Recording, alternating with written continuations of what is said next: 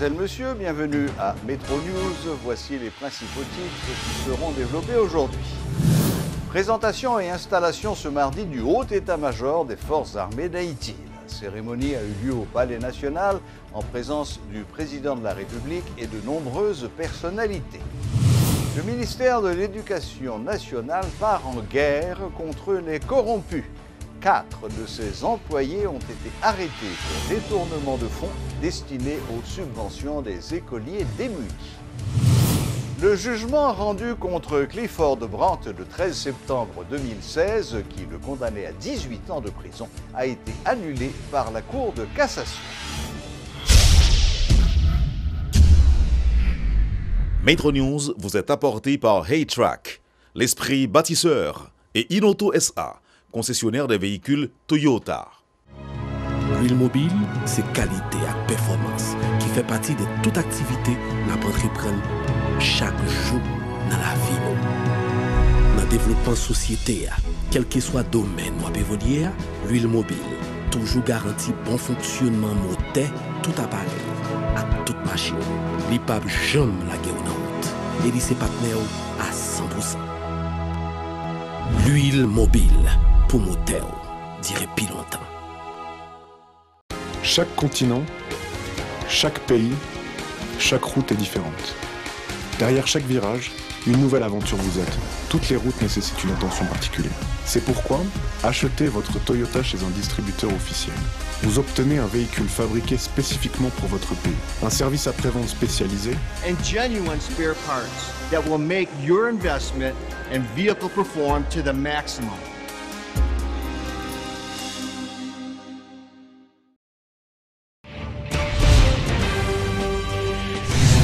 La cérémonie de présentation officielle et d'installation du haut état-major des Forces armées d'Haïti a eu lieu ce mardi au Palais national. Elle a été présidée par le chef de l'État haïtien, Jovenel Moïse. Le président de la République a, dans son discours de circonstance, fait remarquer que ces officiers devront remplir leur rôle en mettant sur pied un corps professionnel dédié à la protection de la nation. Selon lui, l'institution militaire, démobilisée, mais inscrite en lettres d'or dans l'esprit et la lettre de notre loi mère, renaît, prête à servir la nation et son peuple, aux prises avec une longue lutte pour sa redéfinition et son entrée dans le concert des économies et sociétés émergentes. Il ne s'agit pas d'un acte émotionnel ou partisan destiné à satisfaire une chapelle politique, un groupement ou un groupuscule.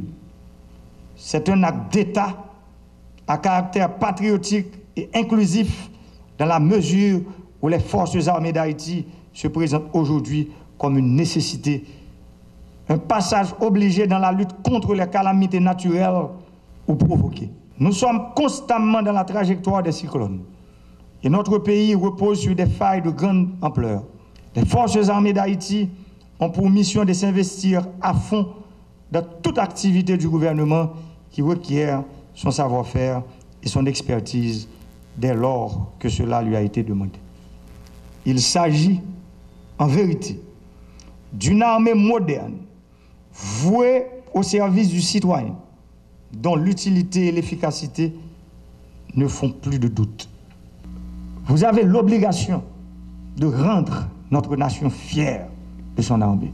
À l'école de la démocratie, nous sommes tous inscrits, apportant chacun notre pierre à l'œuvre de la reconstruction nationale, à l'œuvre de la renaissance de notre pays, dans le respect le plus scrupuleux de la loi et du droit. Moi, je connais pile monde qui t'attend jouer ça longtemps. Pile frère Maxime haïtien qui te perdu patience.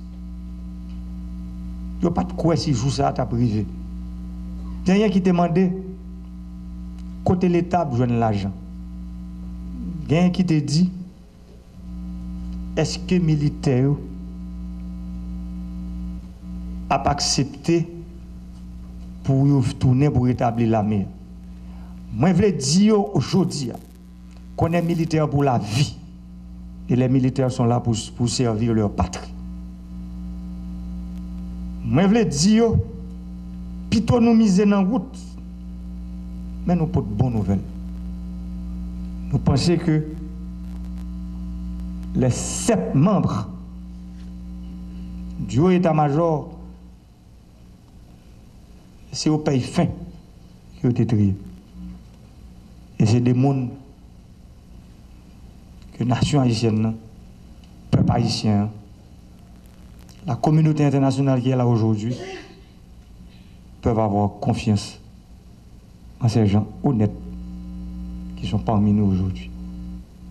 Vive la nation haïtienne, vive l'armée d'Haïti, je vous remercie.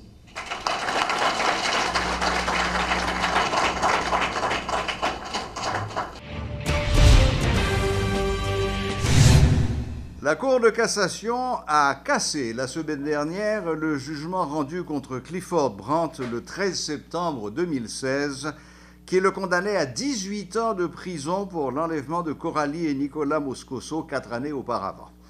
La Cour s'est uniquement fondée sur la forme, sans présumer du fond, pour décider d'annuler le verdict. Il semble qu'il s'agit donc d'un vice de forme. Pour plus de précisions sur cette affaire, nous avons avec nous le spécialiste juridique de Radio Métropole, Maître Patrick Laurent. Bonsoir, Maître Laurent. Bonsoir et bonsoir à tous les téléspectateurs et téléspectatrices de Télémétropole.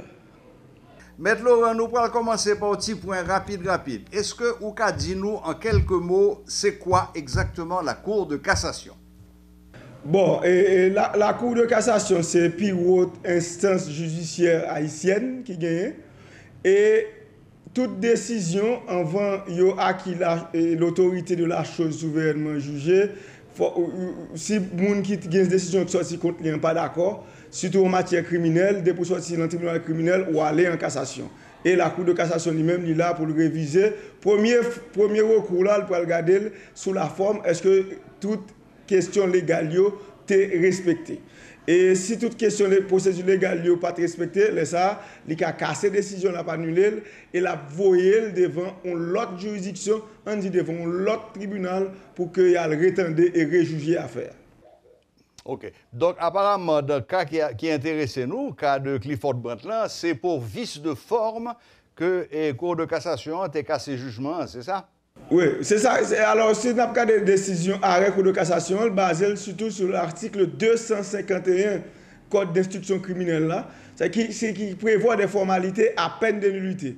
Et formalités, ça, il faut greffier, détailler pour voir que toute formalité ça a été respectée. S'il n'y a pas de formalité ça a été respectée, ou bien si le greffier n'a pas mis que formalité ça a été respectée, ça il a cassé décision pas annulée. Et ça qui vient dans le cas ça, et même dans le cas ça, on voit l'ouest que même greffier a condamné la 100 gouttes d'amende.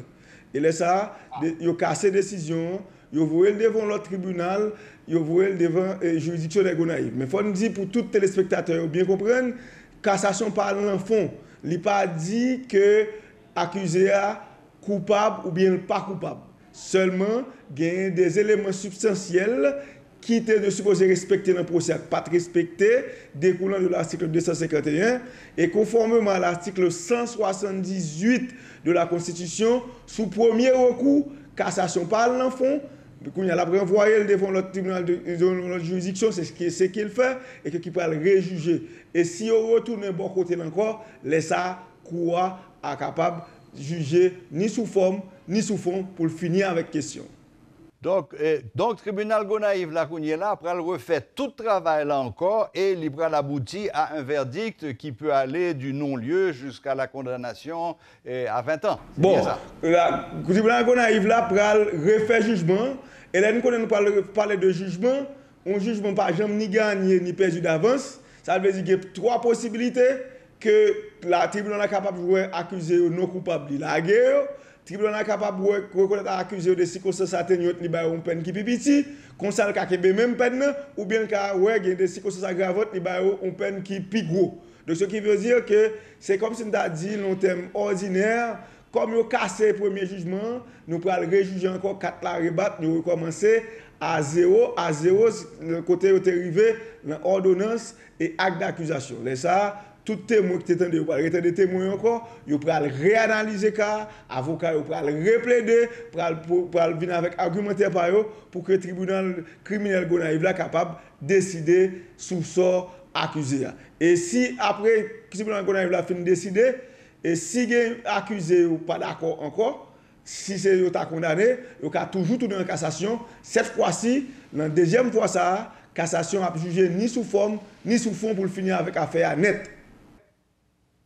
Et à partir de du deuxième passage en cassation, où il va le juger sur la forme et sur le fond, le SA et Cour de cassation a bail ou verdict qui définitif. Oui, définitivement. Mais il faut me dire qu'il n'est pas obligé à aller en cassation tout, non?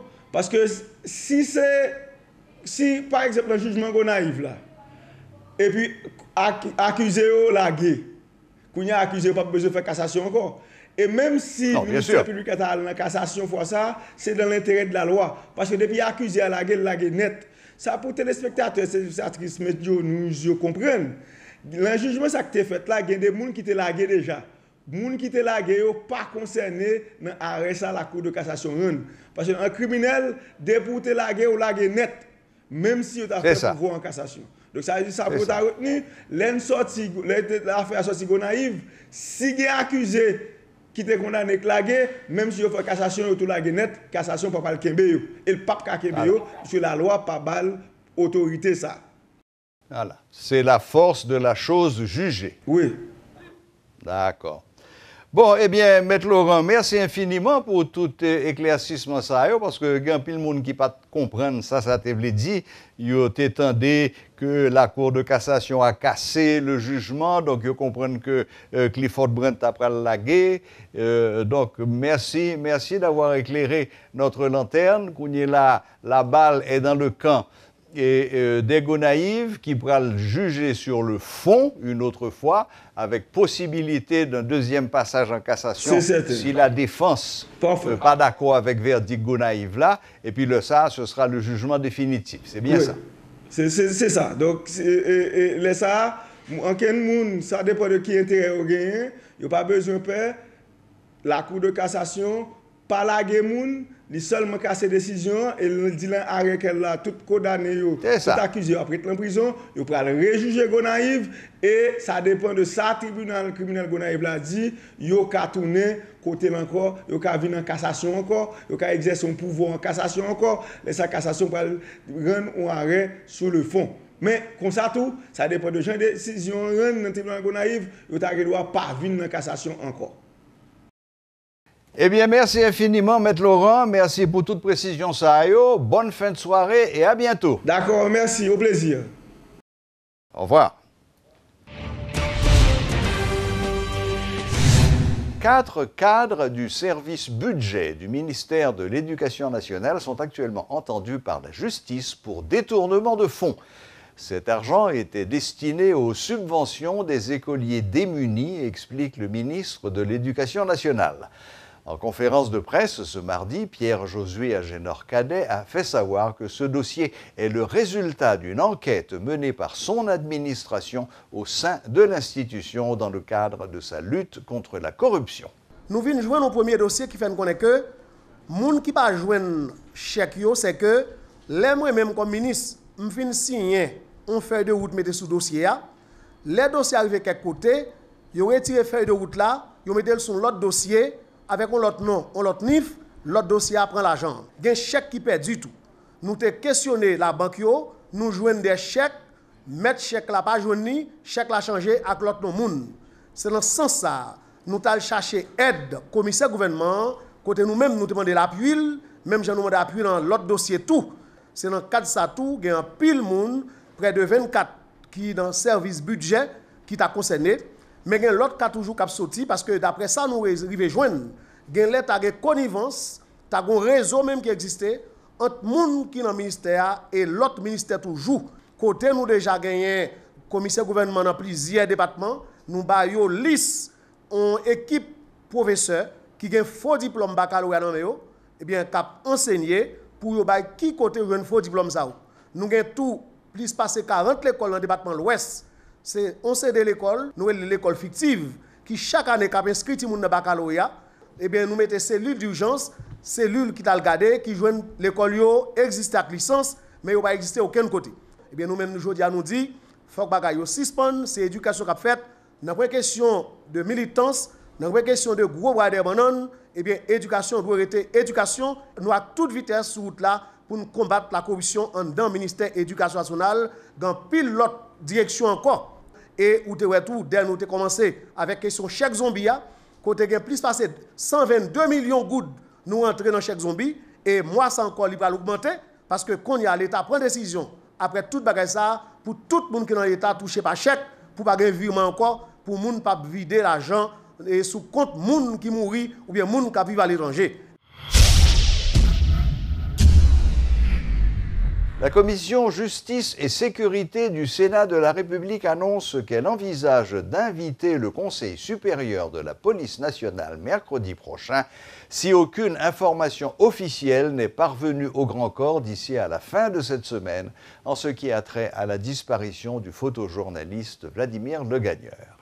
Cette invitation, selon Jean-Renel Senatus, président de la dite commission, sera l'occasion pour le CSPN de s'expliquer sur les circonstances entourant la disparition du jeune photojournaliste. L'élu de l'Ouest appelle toutes les autorités concernées à mettre tout en œuvre en vue de retrouver les traces de ce travailleur de la presse porté disparu depuis le 14 mars dernier. Suivez ce compte-rendu de Luxon Saint-Ville et d'Elsie Dieulassin. C'est une nouvelle qui plonge dans la plus grande consternation le président de la Commission Justice et Sécurité du Sénat de la République. La disparition est inquiétante, estime Jean-Renel Senatus. Moi, penser c'est une très mauvaise chose. Pour un professionnel, un jeune professionnel qui a exercé métier, et dans le métier ça que a exercé aujourd'hui, dans le 21e siècle, là, pour parents, pour société, pour famille, t'as perdu dans une condition pareille. Toute la lumière doit être faite sur les circonstances de cette disparition. L'élu de l'Ouest attend avec optimisme la conclusion de l'enquête des autorités policières et judiciaires, mais entre-temps, il affirme disposer d'un ensemble d'informations en attente de confirmation. Moi, pas voulu relayer information qui n'est pas officielle. Cependant, moi pense faut que CSPN mette tout poil en balance pour joindre information pour le bail famille, pour le bail société de qui bord le gagneur passé. Qu'est-il arrivé à Vladimir Legagneur? La question cruciale à laquelle le parlementaire souhaite obtenir une réponse. Jean-Renel Senatus accorde au Conseil supérieur de la police nationale jusqu'à vendredi prochain pour fournir les informations officielles. Dans le cas contraire, nous sommes obligés de relayer pour venir donner nos informations que nous avons besoin. Pour venir dire nous comment M. Legagneur disparaît, quelle information il gagne, est-ce que il y a une zone qui de non-droit en Haïti qu'un journaliste pas qu'à traverser, ou du moins une zone pour là dans le visa, pas quoi ça. Pour faire avancer l'enquête, le sénateur lance un appel à tout citoyen disposant d'une quelconque information à collaborer avec la police.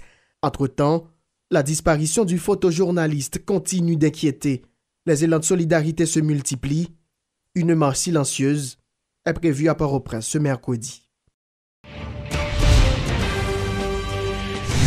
Les journalistes se préparent à marcher dans les rues mercredi afin d'exiger que la lumière soit faite sur la disparition du photojournaliste Vladimir Legagneur. Les travailleurs de la presse invitent tous les secteurs de la vie nationale à prendre part à cette marche. Suivez ce reportage d'Éloge Millefort et de Bernaud Augusma. C'est Vladimir Legagneur. Plus de 3 semaines après sa disparition, Vladimir Legagneur n'a toujours pas refait surface. Le photojournaliste s'était rendu le 14 mars à Grand-Ravine pour réaliser un reportage dans ce quartier réputé chaud de la capitale. La police n'est toujours pas en mesure de fournir des éléments concernant cette disparition subite. Et devant le mutisme de la plupart des organismes de droits humains évoluant sur le terrain, la solidarité qui règne au sein de la corporation journalistique n'entend pas faiblir. Devant toute inquiétude, ça tenait d'elle, n'a dit c'est l'État. Nous pas capables de encore. Junior Gentil Augustin de collectif Deux Dimensions, Jean-Jacques Augustin de l'Union des journalistes photographes haïtiens, Dieudonné Saint-Cyr de Média Info Plus continue de sonner le tocsin pour amener les autorités policières et judiciaires à faire la lumière sur le dossier du journaliste porté disparu. Et au-delà des différentes notes, conférences ou encore des messages publiés sur les réseaux sociaux, les journalistes veulent exprimer leur solidarité à travers les rues. Toutefois, certaines consignes devront être respectées, précise le journaliste Junior Gentil Augustin. Yon marche en silence. Mercredi 28 mars là, à 9h matin, n'a dérapé, place Constitution. Tout slogan n'a gagné, il y a nous en pancarte. C'est seulement dans 3 points nous décider que 3 membres a décidé, chaque membre a décidé de parler dans un point. Le photographe du quotidien Le Nouvelliste se veut donc clair. La marche pour réclamer des autorités des informations sur la disparition de Vladimir le Gagneur n'aura pas d'autre objectif. Ceci pour servir de précaution afin d'éviter toute tentative de récupération par d'autres secteurs. Cependant, ces dispositions ne font pas de la démarche une action exclusivement réservée aux professionnels de la presse. Plus qu'un photojournaliste, Vladimir le Gagneur demeure un citoyen à part entière, rappelle Jean-Jacques Augustin, secrétaire général de l'Union des journalistes photographes haïtiens, qui rappelle l'itinéraire de la marche. On a démarré place Constitution, on a monté avenue Charles Summer devant le ministère de la Justice, on a viré dans Charles Summer pour nous arriver dans rue Villeménéa devant Bois-Venard pour nous stable devant le ministère de la Communication. Après, on a descendu dans rue Piquant, on a privé tout devant Gilap. Après, on a pris rue Lama, viré, descendre rue Pavé, tête droite pour nous arriver devant le parquet pour demander au commissaire gouvernement qui ça le fait. Date ça. Après Charlot Jacquelin en 1986, Félix Lamy en 1991, Vladimir le Gagneur vient allonger la liste déjà bien longue des journalistes portés disparus dans le cadre de leur travail. Alors que l'histoire retient que dans les 2 premiers cas cités, ni la police ni la justice ne se sont pas montrés efficaces, les journalistes solidaires se veulent plus que jamais déterminés à découvrir la vérité sur les circonstances entourant la récente disparition du jeune photojournaliste de 30 ans. Au niveau de la presse locale comme parmi ses confrères de l'international, cette affaire de disparition prend de l'ampleur. Mais une angoisse se fait jour. Dans une société haïtienne où les limites de toutes sortes pèsent sur les autorités, il est permis de craindre que l'espoir de retrouver Vladimir le Gagneur ne soit pas plus grand que celui d'obtenir justice pour Jean-Léopold Dominique, dont ce 3 avril marquera le 18e anniversaire de son assassinat. Le coordonnateur général de l'Office de management des ressources humaines, Josué Pierre-Louis, annonce l'intégration progressive de jeunes cadres haïtiens dans l'administration publique par voie de concours. M. Pierre-Louis a présenté également les différentes étapes de la réforme de l'État depuis son lancement dans les années 2000. Par ailleurs, le responsable de l'OMRH a évoqué le récent forum international sur la réforme de l'État qu'il a qualifié d'activité inclusive ayant permis de faire un bilan et d'échanger avec des responsables d'autres pays engagés dans un processus similaire. Donc ça veut dire que pour Kounia, il y a une volonté politique forte et ça fait que, je pense qu'il faut que nous profitions de moment ça pour nous réformer durablement l'administration publique, la fonction publique haïtienne. Et même quoi que, il y a des signaux qui clairs, qui sont assez positifs, qui baillent dans ce sens-là, ou après que la société civile, les universités, le forum privé des affaires, les droits humains, et même au niveau des partenaires techniques et financiers au niveau international, ou après que dans ce qu'a fait là, ou après que vous voulez contribuer parce que ça allait dans le bon sens et que vous avez une volonté politique forte qui traduit et un management tout qui a mené question qui fait que ça ou confiance aux différents acteurs. Année ça, il y a 355 jeunes cadres qui intégrent la fonction publique par voie de concours. Et il y a plus de 500, je crois que c'est 5782 cadres jeunes haïtiens qui participent dans le concours. Et ça qui est intéressant, c'est que nous avons un concours là un peu jeunes qui sont au niveau de la diaspora, Amérique du Nord, et même Afrique, Europe, Canada qui viennent participer dans le concours là. Et nous avons le corps d'administrateurs civils d'État, côté que nous avons 50 jeunes actuellement qui prennent formation à l'ENAP, qui c'est l'École nationale d'administration et de politique publique. Et là-dedans, nous avons des jeunes qui sont aux États-Unis, en France et en Afrique, qui viennent passer ce concours-là et qui réussissent et actuellement qui prennent formation. Il y a un grand concours national que nous avons organisé au niveau du ministère de l'Agriculture, côté que nous avons 10 cadres qui ont pour nous recruter avec le ministre, donc au niveau, pour nous déplacer au niveau des différents bacs bio-agricoles communales, ou après que gagner des jeunes cadres qui passent le concours, notes entre 71 et plus, pour montrer au côté que gagner un vivier, gagner des cadres qui veulent venir apporter contribution à BIA. Donc c'est nous qui pour dépolitiser l'administration et pour nous avoir espace pour passer les concours. Voilà, la boucle est bouclée. Merci de votre fidélité et à la prochaine, même heure, même chaîne.